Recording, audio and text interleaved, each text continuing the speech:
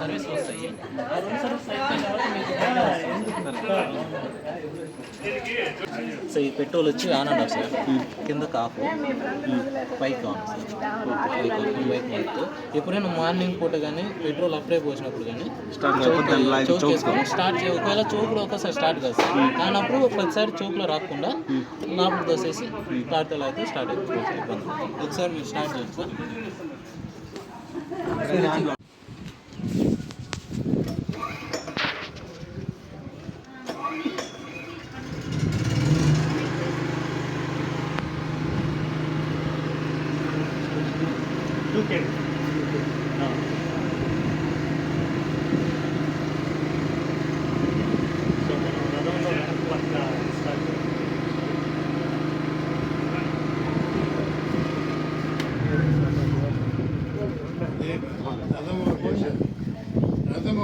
కొనాలంట.